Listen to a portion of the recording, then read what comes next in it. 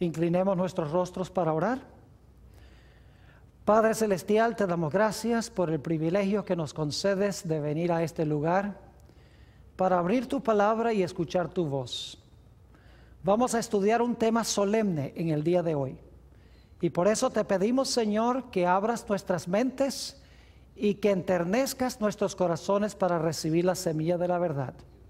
Y te damos gracias, Padre, por escuchar y responder nuestra oración, porque te lo pedimos en el precioso nombre de tu Hijo, Cristo Jesús.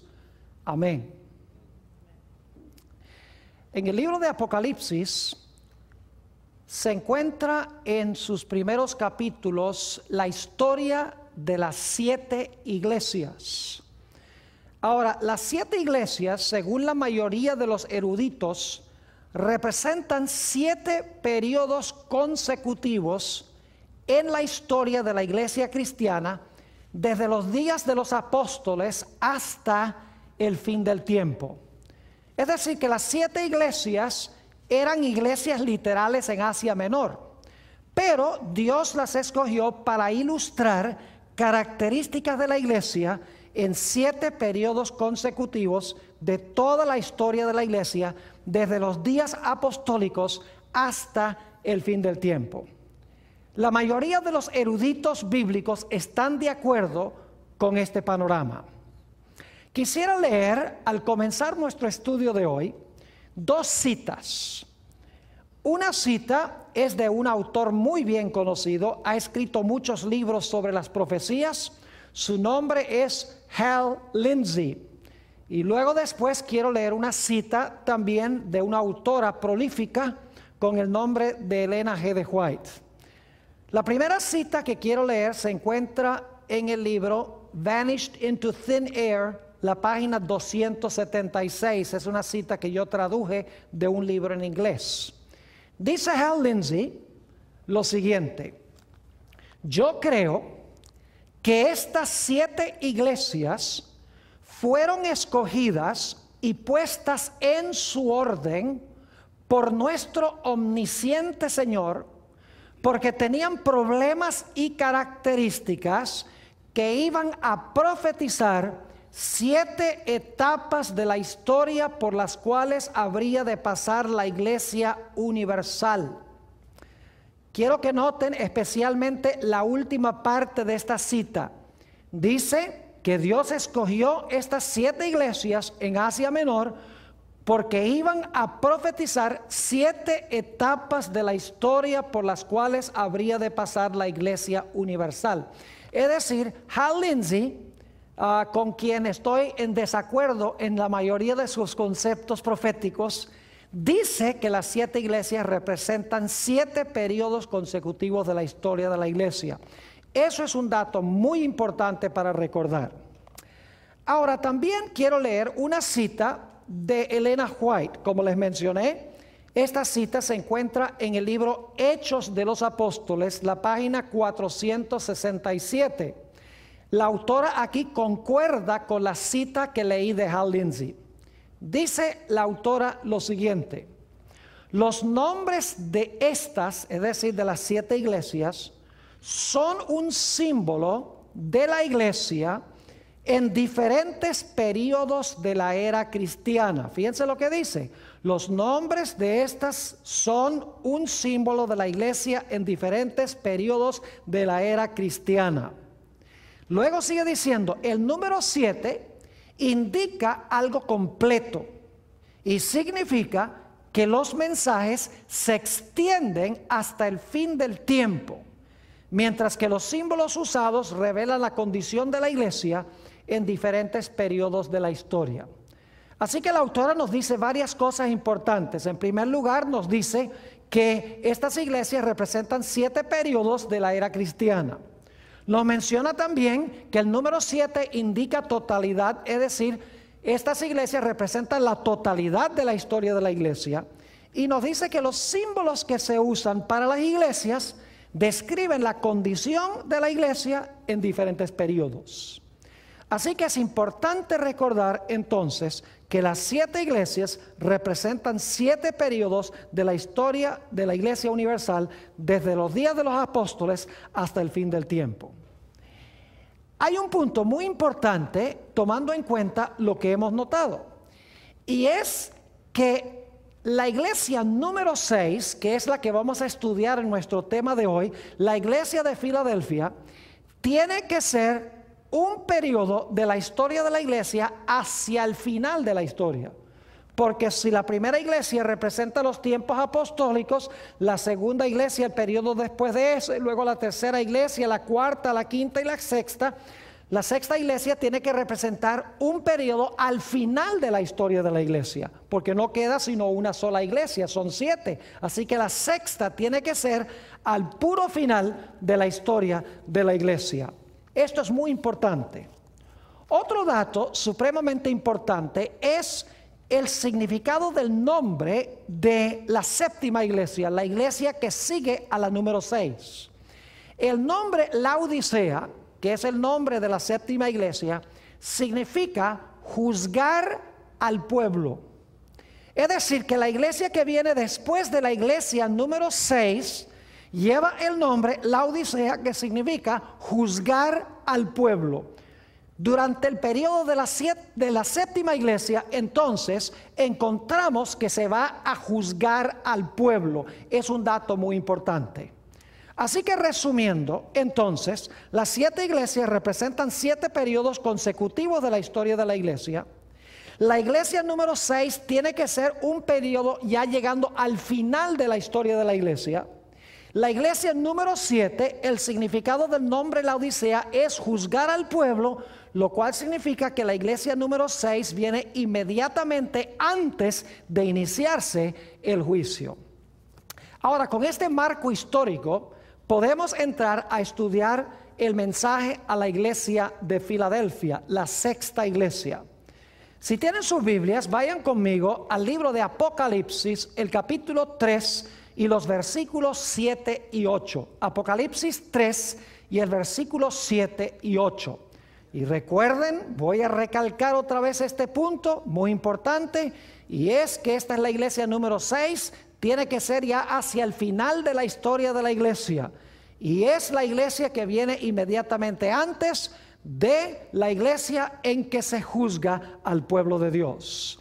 Dice allí en Apocalipsis 3 y el versículo 7 lo siguiente: escribe al ángel de la iglesia en Filadelfia, esto dice el santo, el verdadero, el que tiene la llave de David.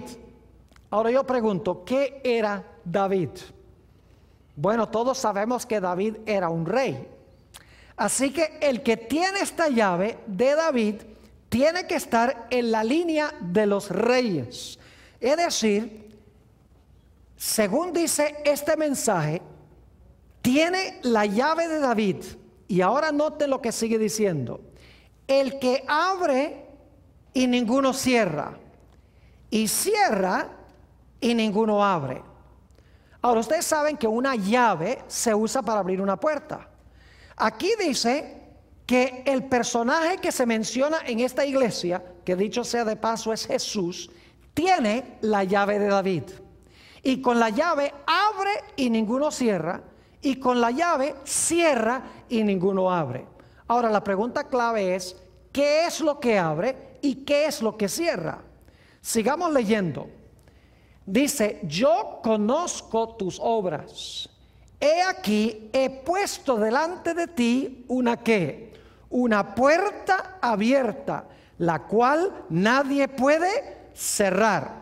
Porque aunque tienes poca fuerza, has guardado mi palabra y no has negado mi nombre. Es decir, el propósito de la llave es para abrir una puerta y para cerrar otra puerta. Y uno se pregunta, ¿cuál puerta es la que cierra esta llave y cuál puerta es la que abre esta llave?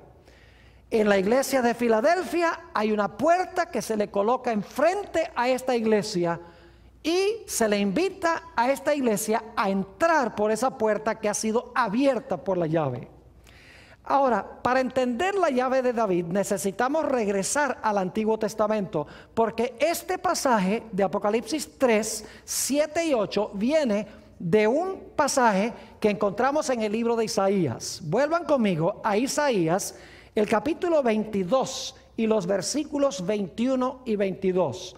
Isaías 22 y el versículo 21 y 22. Y acuérdense que en el libro de Apocalipsis se está hablando es del Señor Jesucristo. Esto dice el santo, el verdadero, el que tiene la llave de David, es Jesús mismo. Y esta es una profecía que viene del libro de Isaías. Aquí sí que en Isaías se refiere también a Jesús. Dice en el versículo 21 de Isaías 22, en aquel día llamaré a mi siervo Eliakim, hijo de Hilcías, y lo vestiré de tus vestiduras, y lo ceñiré de tu talabarte, y entregaré en sus manos tu potestad. Esa palabra es muy importante, tu potestad. Se podría traducir mejor con la palabra gobierno. A eso volveremos después. Sigue diciendo, y será para padre al morador de Jerusalén y a la casa de Judá. Y ahora escuchen bien. Y pondré la llave de la casa de David sobre su hombro. Y abrirá y nadie cerrará, y cerrará y nadie abrirá. Así que se dan cuenta que este pasaje de Apocalipsis 3 viene de Isaías 22, porque habla de David, quien era rey, habla de la llave y habla de abrir y de cerrar. Es decir, que según Isaías 22, 21 y 22, se le da a Jesús la llave de la casa de David y esa llave va a abrir algo que nadie puede cerrar. Ahora, la pregunta queda pendiente, ¿qué es lo que esa llave abre? ¿Cuál puerta es la que abre esa llave? Ahora, quiero que noten aquí en Isaías 22 que la llave, y esto no se menciona en Apocalipsis 3, la llave dice, está sobre su ¿qué? La llave está sobre su hombro. Ahora, eso es raro que una llave esté sobre el hombro. Generalmente cuando tenemos una llave nos la metemos en un bolsillo, ¿verdad que sí? Pero aquí dice que el de la casa de David, el que tiene la llave sobre el hombro. ¿Qué significa esto? Bueno, necesitamos ir a otro pasaje del libro de Isaías. Isaías el capítulo 9, y quiero leer los versículos 6 y 7. Isaías el capítulo 9 y los versículos 6 y 7. Aquí vamos a ver qué es lo que significa la llave sobre el hombro. Nuevamente Isaías 9 y el versículo 6 y 7. Y este es un pasaje muy bien conocido. Claramente es una profecía mesiánica. Especialmente el versículo 6 podemos tal vez recitarlo de memoria. Dice aquí en Isaías 9:6, porque un niño nos es nacido, hijo nos es dado, y el principado sobre su ¿qué? Sobre su hombro. Ahora, qué interesante, en Isaías 22, ¿qué es lo que tenía sobre el hombro? La llave tenía sobre el hombro. Pero aquí nos dice que tiene ¿qué cosa? El principado sobre su hombro. Ahora, el Antiguo Testamento fue escrito mayormente en el idioma hebreo.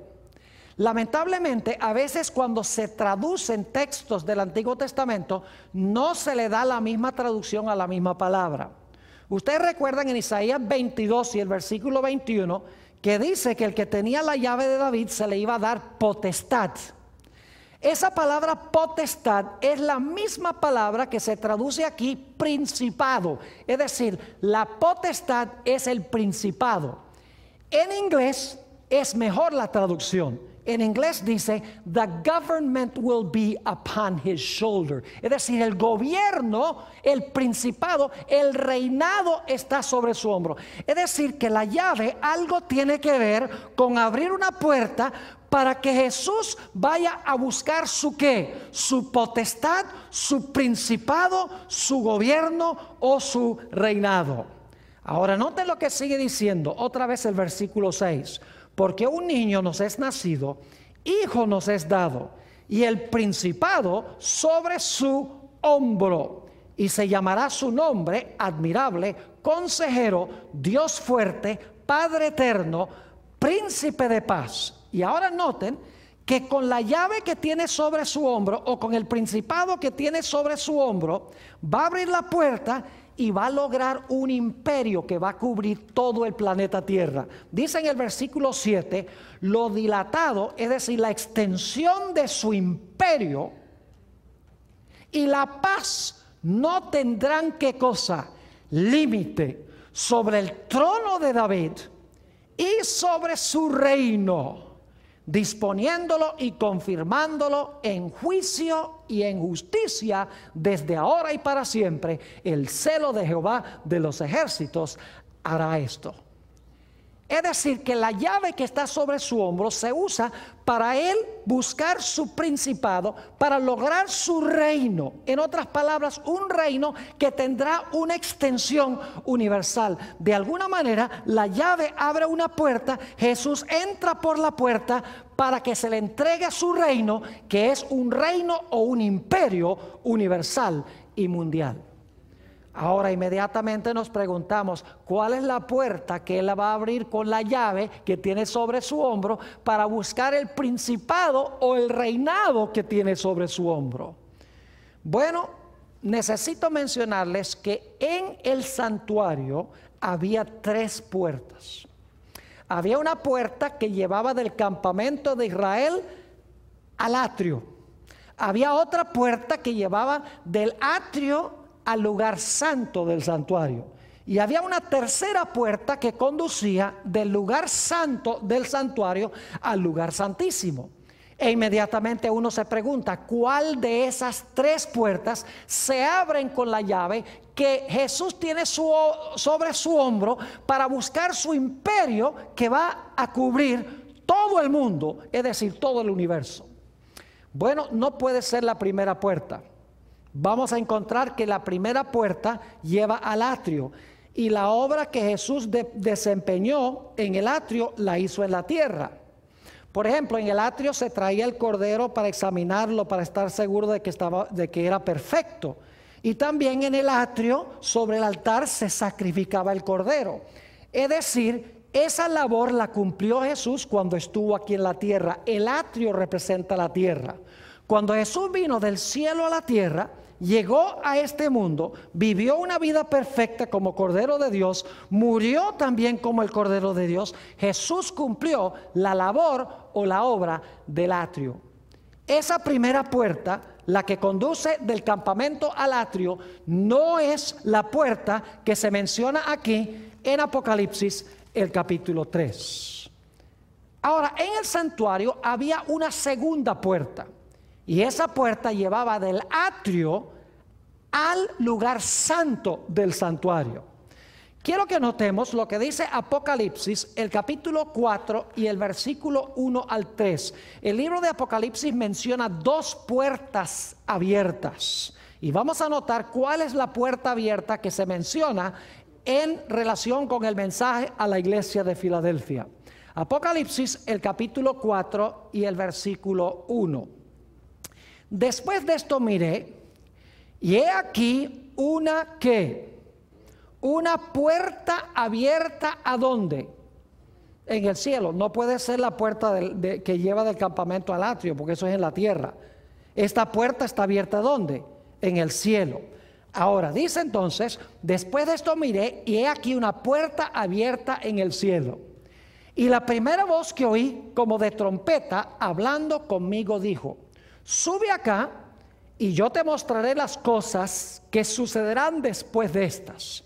Y ahora escuchen, y al instante yo estaba en el espíritu, y he aquí un ¿qué? He aquí un trono establecido en el cielo, y en el trono uno sentado. Y el aspecto del que estaba sentado era semejante a piedra de jaspe y de cornalina. Y había alrededor del trono un arco iris semejante en aspecto a la esmeralda. Así que Juan ve una puerta abierta. Entra por la puerta abierta en visión, ve un trono y sobre el trono está uno que, está uno sentado sobre ese trono.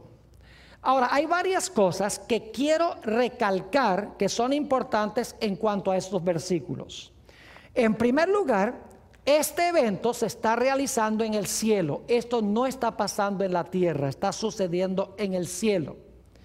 En segundo lugar, este trono que se menciona aquí en Apocalipsis 4 es un trono que está en el lugar santo del santuario, no el lugar santísimo.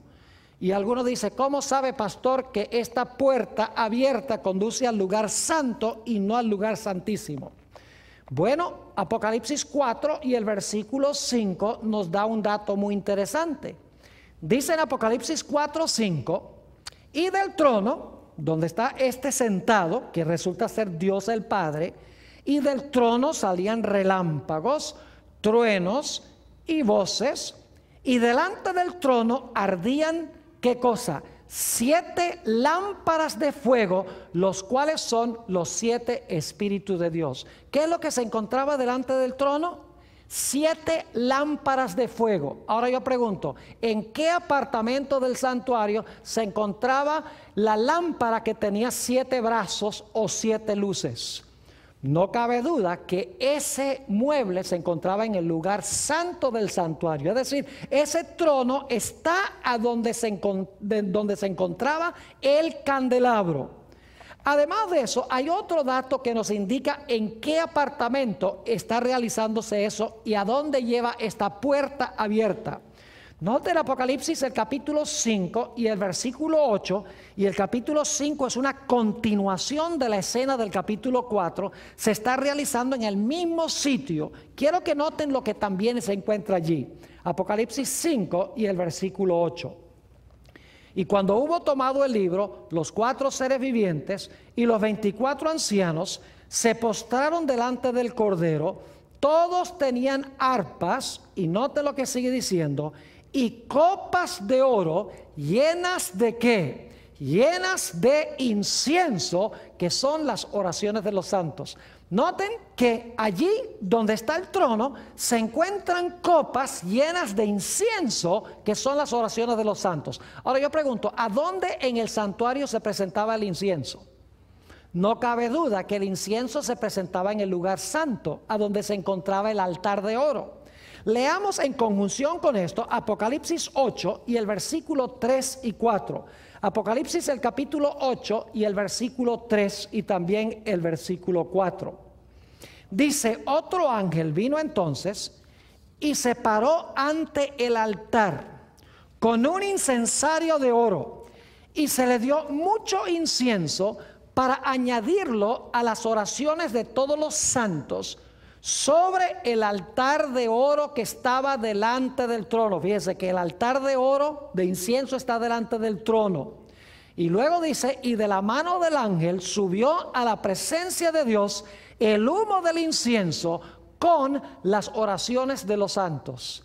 Es decir, en esta escena de Apocalipsis 4 y 5, donde se ve la puerta abierta y a Juan se le invita a entrar por la puerta abierta, esa puerta conduce al lugar santo por 2 razones. 1, se encuentra el candelero allí, y 2, se encuentra allí el altar de incienso. Es decir, esa puerta abierta conduce al lugar santo del santuario. Un dato muy importante es que sentado sobre ese trono está Dios el Padre. Y cuando leemos Apocalipsis 4, 1 al 3, nunca nos damos cuenta que Dios se haya movido de alguna parte para sentarse en ese trono. Sencillamente dice que hay un trono establecido en el cielo y el Padre está sentado allí. No se dice nada de que se haya movido de otra parte. Además de eso, hemos notado que también en Apocalipsis 4, alrededor de ese trono se encontraban 24 tronos. Luego en el capítulo 5 llega la hueste angélica con Jesús a presentarse delante del que está sentado en el trono. Es decir, quiero que tengamos clara esta perspectiva. Hay una puerta abierta, Juan entra por la puerta abierta, ve a Dios el Padre sentado sobre el trono, alrededor del trono hay 24 tronos, No está Jesús en ese momento allí, pero en el capítulo 5 llega la hueste angélica, trae a Jesús y Jesús se presenta delante de su Padre en el capítulo 5. Todo esto se está realizando en el lugar santo del santuario. Es decir, que esta puerta que se menciona en Apocalipsis el capítulo 4 y el versículo 1 al 3 es la puerta que conduce al lugar santo del santuario. Lo que se está describiendo aquí en Apocalipsis 4 y 5 es la ascensión de Jesús a la presencia de su Padre. Porque después que Jesús cumplió su obra en el atrio, después que Jesús vivió una vida perfecta como el Cordero de Dios, después que Jesús sacrificó su vida sobre la cruz, sobre el altar, el Señor Jesucristo ascendió al cielo, como dice aquí, acompañado de los ángeles, y se presentó delante de su Padre para sentarse con su Padre en el trono. Es decir, que Apocalipsis 4 y 5 hablan de una puerta que nos lleva al lugar santo, a donde se encontraba el Padre y donde finalmente llega Jesús a presentarse delante de su Padre. Pero ahora necesitamos ir a otra puerta. Dicho sea de paso, antes de leer el texto sobre esa otra puerta, necesito dejar muy en claro este punto, y es que la puerta de la cual vamos a leer ahora no puede ser la misma puerta de Apocalipsis del capítulo 4. Porque vamos a encontrar que hay otro mueble que está allí en este texto. No se encuentra el altar de incienso, ni se encuentra el candelabro, se encuentra otro mueble detrás de esa puerta. Noten Apocalipsis el capítulo 11 y el versículo 19. Apocalipsis el capítulo 11 y el versículo 19. Dice aquí: y el templo de Dios fue abierto en el cielo. ¿Qué fue lo que sucedió en el cielo? ¿Se abrió qué cosa? El templo de Dios se abrió en el cielo.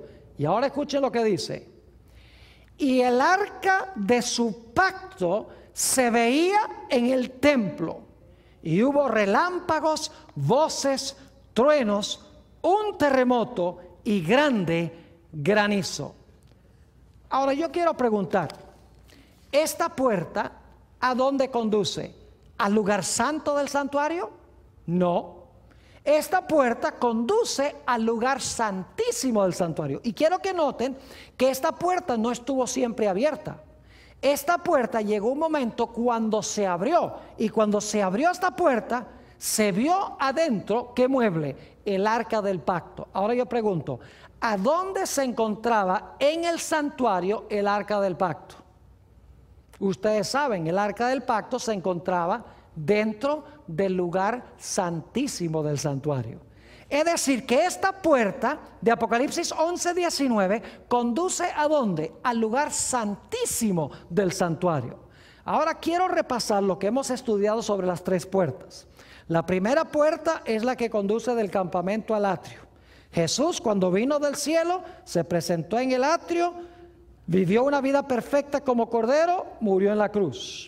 La segunda puerta conduce al lugar santo del santuario. Jesús ascendió al cielo, se presentó delante de su Padre, quien estaba sentado en el trono, fue traído por los ángeles, había tronos con 24 seres sentados en los tronos, es decir, que representa el comienzo de la obra sacerdotal de Jesús en el cielo.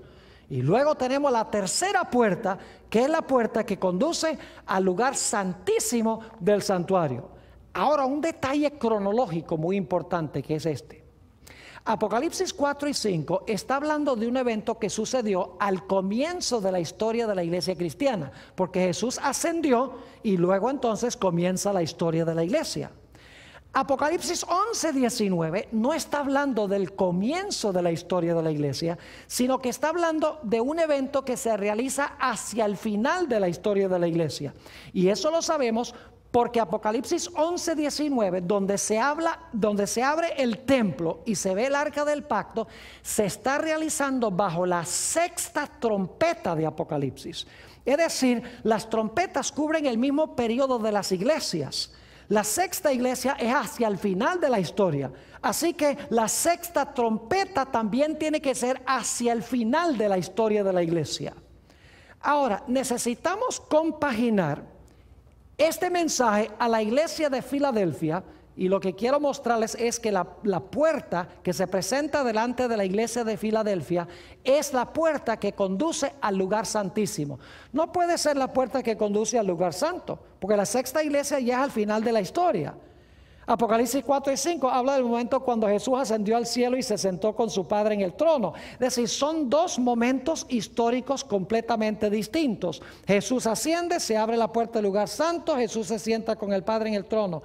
Mucho más adelante, bajo la sexta iglesia, nuevamente se abre una puerta al lugar santísimo, Jesús entra nuevamente a la presencia de su Padre. Ahora, en Daniel 7 encontramos nosotros una descripción de este gran evento.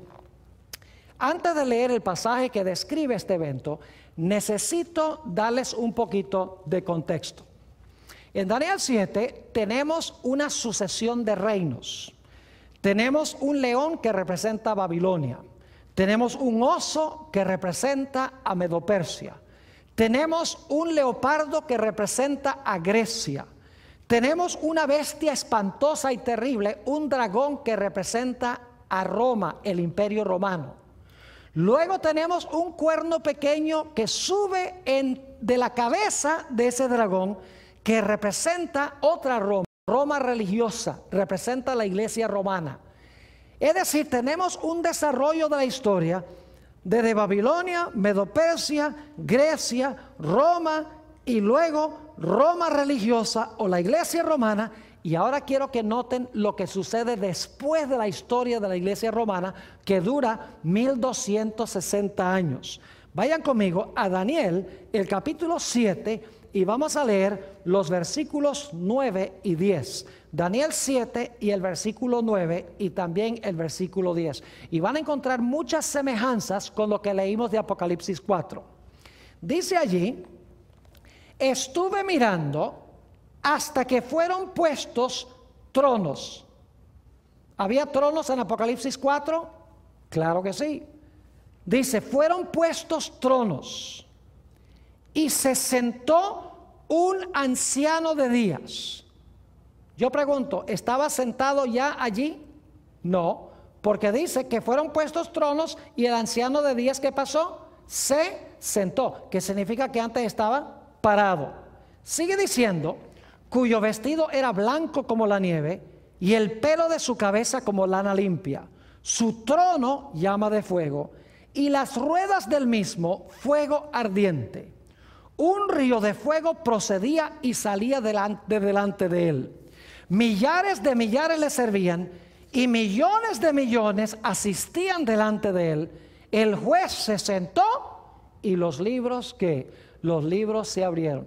¿Ven ustedes los mismos elementos que encontramos en Apocalipsis 4? ¿Hay un trono, sí o no? Claro que sí. ¿Hay uno sentado en el trono? ¿Cómo no? ¿Hay tronos también? Claro que sí. ¿Está la hueste angélica? ¿Cómo no? Pero es un poco diferente la escena, porque en Apocalipsis 4, Dios el Padre sencillamente está sentado allí. No se dice que se movió ahí de ninguna parte. Mientras que aquí dice que el Padre entró, se colocó el trono y luego el Padre ¿qué? Se sentó. Y los otros seres sobre los tronos también llegaron y se sentaron. Y después de sentarse, dice que los libros se abrieron y comenzó ¿qué cosa? Comenzó el juicio. Ahora quiero leer algunos otros versículos de Daniel el capítulo 7 para que ustedes se den cuenta la descripción adicional que se da de este evento.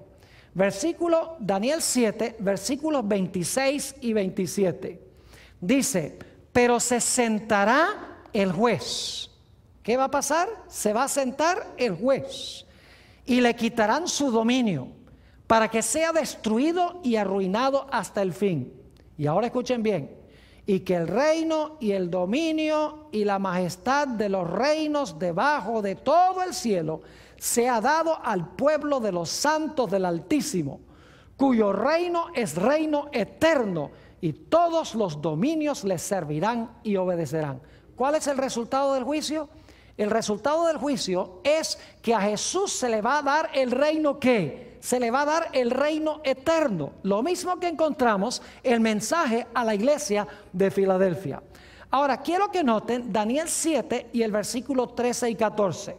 Ustedes notan que se colocan tronos, se coloca un trono, el Padre se sienta en el trono, los libros se abren. Y entonces, como en Apocalipsis 4, ahora se presenta Jesús delante del Padre. Daniel 7 y el versículo 13 y 14. Y miraba yo en la visión de la noche, y he aquí, con las nubes del cielo, venía uno como un hijo de hombre, que vino hasta ¿dónde? Que vino hasta el anciano de días, y le hicieron acercarse delante de él. ¿Y qué hace cuando entra ya a donde se encontraba Dios el Padre? Dice, le fue dado ¿qué cosa? Dominio, gloria y reino, para que todos los pueblos, naciones y lenguas le sirvieran. Su dominio es dominio eterno que nunca pasará, y su reino uno que no será no será destruido. Yo pregunto entonces, en Apocalipsis el capítulo 3, la iglesia de Filadelfia dice que se le da una llave. Vimos que la llave está sobre el hombro, el principado está sobre el hombro, y luego se dice que su reino no va a tener fin ni va a tener límites de extensión. Yo pregunto, ¿es la misma escena que encontramos en Daniel el capítulo 7? Claro que sí. Ahora, quiero que noten el detalle cronológico, que es lo importante. La iglesia de Filadelfia es la sexta iglesia, ya al final de la historia de la iglesia. La siguiente iglesia es la iglesia del juicio, porque la Odisea significa juzgar al pueblo. De la misma manera, en Daniel 7 encontramos que el Padre entra, se sienta, luego llega Jesús con los ángeles, entra por la puerta al lugar santísimo, y entonces se le da a Jesús su reino, un reino que no será corrompido, un reino que es de extensión universal. Y quiero que noten que se le da el reino después de Babilonia, Medo-Persia, Grecia, Roma y el periodo de la iglesia romana, que son 1260 años. Ahora quiero que analicemos otro detallito interesante en cuanto al mensaje a la iglesia de Filadelfia. Vayan conmigo a Apocalipsis, el capítulo 3 y el versículo 9. Apocalipsis el capítulo 3 y el versículo 9. Un detallito muy interesante. Dice aquí, he aquí, yo entrego de la sinagoga de Satanás a los que se dicen ser judíos y no lo son, sino que mienten. He aquí, yo haré que vengan y se postren a tus pies y reconozcan que yo te he amado. Noten que en conjunción con la iglesia de Filadelfia se menciona ¿qué cosa? La sinagoga de Satanás. Y dice que se dicen ser judíos, pero no lo son. Ahora, ¿qué quiere decir este lenguaje? Que en la iglesia de Filadelfia hay personas que dicen que son judíos y no lo son. Esto no puede referirse a judíos literales. Y ustedes dicen, ¿por qué razón no? Porque esto tiene que ver con la historia de la iglesia, no con la historia de los judíos. La sexta iglesia tiene que ver con la historia de la iglesia universal, no tiene que ver con los judíos. Entonces la pregunta es, ¿qué significa la sinagoga de Satanás que se encontraba allí en la iglesia de Filadelfia? Necesitamos entender, mis queridos hermanos, lo que significa un judío en el Nuevo Testamento. Vayan conmigo a Romanos el capítulo 2 y el versículo 28 y 29. En realidad, cuando se menciona este grupo que dicen ser judíos y no son, lo que quiere decir es que ellos se dicen ser cristianos y no lo son. Porque en realidad ser judío, según la definición del Nuevo Testamento, es ser cristiano, es decir, es recibir a Jesús. Noten Romanos 2 y el versículo 28 y 29. Dice, pues no es judío el que lo es exteriormente. Es decir, un judío puede ser exteriormente judío, pero según el apóstol Pablo no es judío. Dice, pues no es judío el que lo es exteriormente, ni es la circuncisión la que se hace exteriormente en la carne. La verdadera circuncisión no es la literal de un judío, sino que es un judío el que lo es en lo interior.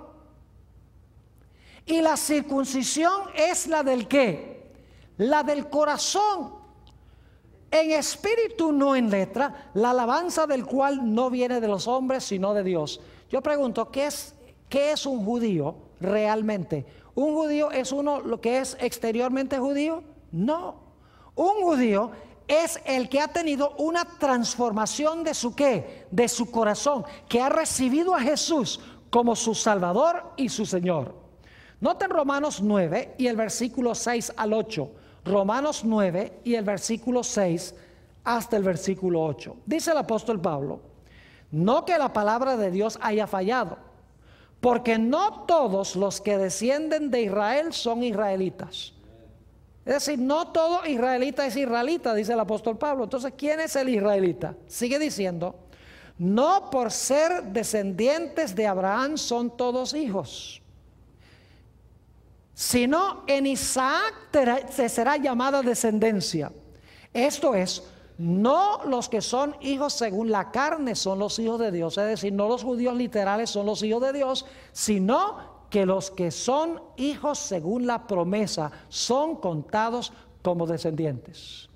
Es decir, ser judío no significa tener la sangre de Abraham en las venas, no significa estar circuncidado, no significa vivir en la tierra de Israel. Ser judío significa tener un corazón transformado por Jesús, significa haber recibido de verdad a Jesús como Salvador y como Señor. Fíjense en San Juan el capítulo 8 y el versículo 37, y luego voy a saltar al versículo 44. Aquí Jesús estaba hablando con los judíos que profesaban ser simiente de Abraham. Y yo quiero que noten lo que Jesús les dijo. Estos que rechazaban a Jesús, Jesús les dice: ustedes no son hijos de Abraham, ustedes no son judíos. Ustedes se dicen ser judíos, pero no son, porque me han rechazado a mí. Noten San Juan 8 y el versículo 37. Dice Jesús: sé que sois descendientes de Abraham. Es decir, yo sé que ustedes son descendientes de Abraham, pero procuráis matarme, porque mi palabra no haya cabida en vosotros. Versículo 44. Vosotros sois de vuestro padre, ¿qué cosa? El diablo, y los deseos de vuestro padre queréis hacer.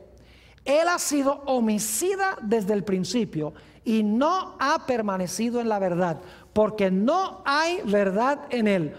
Cuando habla mentira, de lo suyo habla, porque es mentiroso y padre de mentira. Fíjense que Jesús le dice a los judíos: yo sé que ustedes descienden de Abraham, pero ustedes no son descendientes de Abraham, ustedes no son judíos, porque ustedes me quieren matar a mí. Abraham me amó, quería ver mi día, estaba contento cuando sabía que yo iba a venir, pero ustedes dicen ser hijos de Abraham y quieren matarme, así que ustedes no son hijos de Abraham, nada. Aunque son judíos literales, en realidad no son judíos en verdad, porque no han recibido a Jesús como Salvador y Señor. Un último texto, Gálatas 3 y el versículo 28 y el versículo 29, sobre la identidad de lo que es un judío. Dice en Gálatas 3, 28 y 29: ya no hay judío ni griego, no hay esclavo ni libre, no hay varón ni mujer, porque todos vosotros sois uno en Cristo Jesús. Ahora viene el versículo clave: y si vosotros sois de Cristo, ciertamente simiente de Abraham sois y herederos según la promesa. ¿Qué es lo que significa ser hijo de Abraham? Significa, ¿qué cosa? Haberse unido con Jesús. Si vosotros sois de Cristo, simiente de Abraham sois. Ahora volvamos al aspecto de la sinagoga de Satanás en la iglesia de Filadelfia. Recuerden que esto no tiene nada que ver con judíos literales, porque esta es la sexta iglesia. Ya los judíos han sido rechazados como nación mucho tiempo antes. Lo que quiere decir esto es que en la iglesia de Filadelfia iba a haber personas que se decían ser cristianas y no lo eran. Es decir, que eran cristianos profesos, pero en realidad eran cristianos falsos. Se decían ser judíos, pero no lo eran. Ser judío es unirse con Jesús. Dicen que están unidos con Jesús, pero en realidad no lo estaban. Es decir, que en la iglesia de Filadelfia hay un grupo que se les presenta la puerta abierta, entran por la puerta abierta con Jesús y Jesús va a recibir su reino. Mientras que hay otros que profesan ser cristianos, que no entran y se constituyen, como dice en Apocalipsis el capítulo 3, la sinagoga de Satanás. Ahora quiero que vayamos a Apocalipsis porque tenemos la misma escena o el mismo panorama. Apocalipsis el capítulo 13 y el versículo 2. Y quiero que noten que tenemos los mismos poderes que se mencionan en Daniel el capítulo 7. Apocalipsis 13 y el versículo 2. Dice, y la bestia que vi, escuchen bien, era semejante a un leopardo, y sus pies como de oso, y su boca como boca de león, y el dragón le dio su poder y su trono y grande potestad. ¿Se dan cuenta que tenemos las mismas bestias de Daniel 7? Tenemos un león, tenemos un oso, tenemos un leopardo y tenemos un dragón. Y luego, por la escasez de tiempo, solo voy a mencionar esto.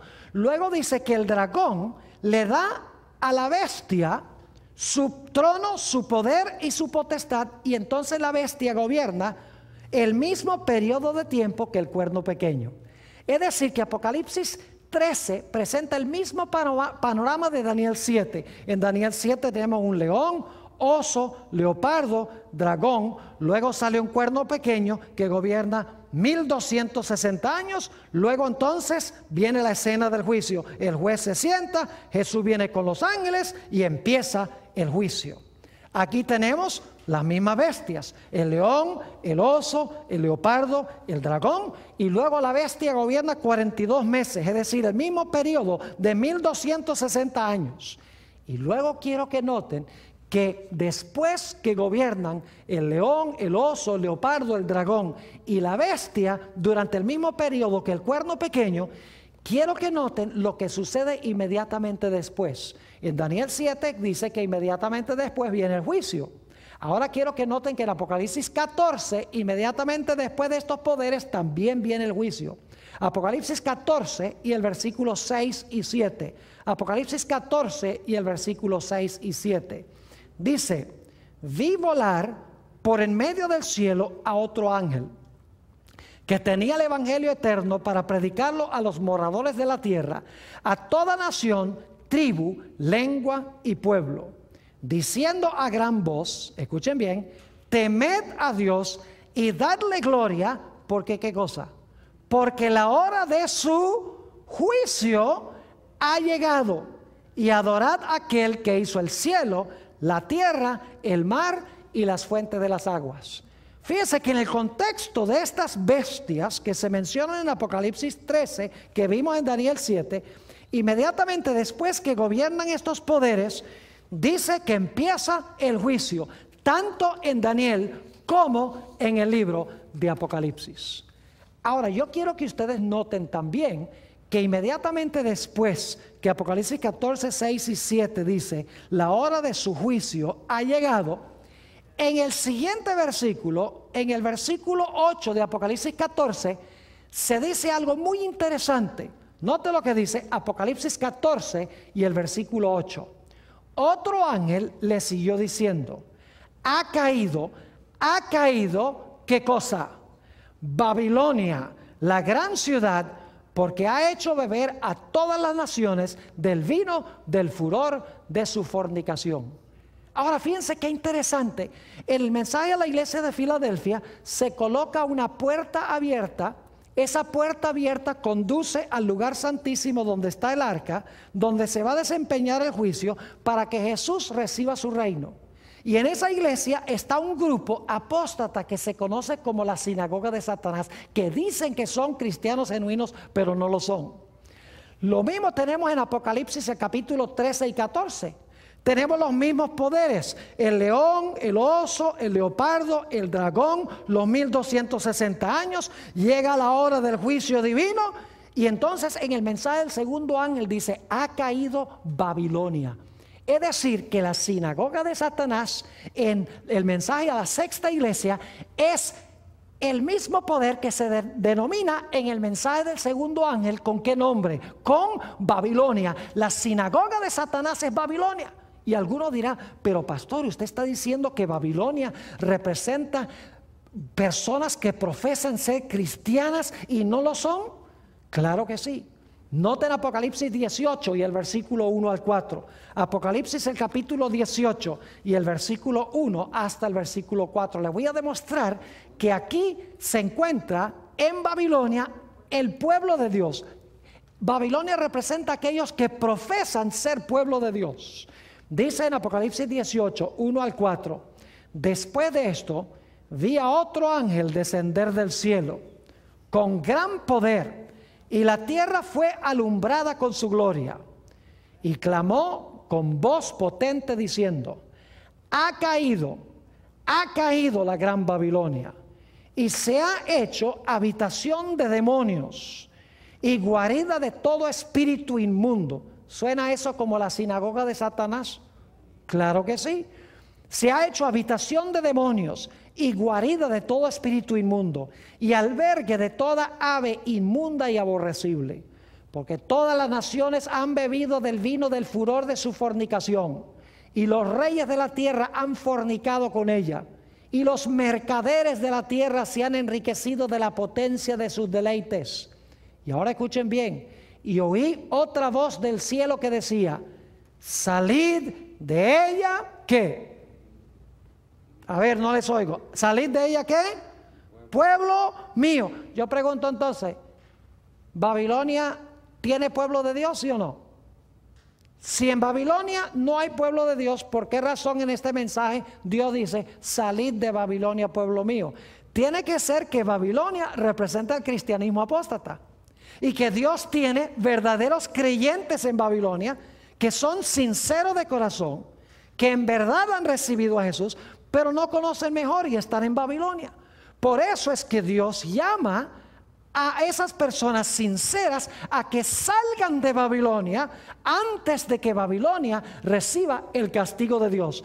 Así que dice: oí otra voz del cielo que decía: salid de ella, pueblo mío, para que no seáis partícipes de sus pecados, ni recibáis parte de sus ¿qué? Parte de sus plagas. Ojalá hayan entendido lo que hemos estudiado en esta primera sección de este tema, muy importante. Vamos a repasar lo que hemos estudiado. Hemos encontrado que hay tres puertas: una puerta que conduce al atrio, otra que conduce al lugar santo y otra puerta que conduce al lugar santísimo. Nos hemos dado cuenta que cuando Jesús vino del cielo a la tierra, entró al atrio, porque se presentó como el Cordero perfecto y murió sobre el altar, es decir, sobre la cruz. Después que Jesús murió, ascendió al cielo, entró por esa primera puerta de Apocalipsis 4, entró al lugar santo, a donde se encuentra el candelabro y a donde se encuentra el altar de incienso. Y ahí estuvo Jesús durante mucho tiempo, más de 1800 años estuvo Jesús en el lugar santo. Pero bajo la iglesia de Filadelfia, que se describe también en Daniel el capítulo 7 y Apocalipsis el capítulo 14, después que pasaron Babilonia, Medo-Persia, Grecia, Roma, la iglesia romana, comenzó el juicio. Se abrió esa puerta de Apocalipsis 11:19, que es la misma puerta que se le presenta a la iglesia de Filadelfia, y entonces el Padre entró por esa puerta al lugar santísimo donde está el arca del pacto y se sentó.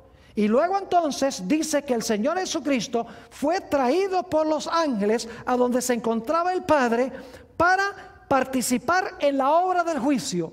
Y entonces allí Jesús recibió el reino, un reino que nunca se corromperá, un reino que tendrá extensión universal.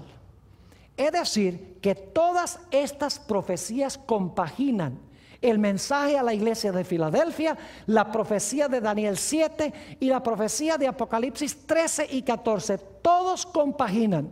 Y hemos visto que en el contexto de la iglesia de Filadelfia hay algunos cristianos que profesan ser hijos de Jesús y en verdad no lo son. Y en el contexto de los mensajes de los tres ángeles hay también algunos que se denominan ser hijos de Jesús, pero la Biblia los llama Babilonia. Y hemos visto que Dios tiene hijos sinceros allí en Babilonia. Y Él en los últimos días va a llamar a esas personas a salir de Babilonia para integrarse plenamente al pueblo de Dios.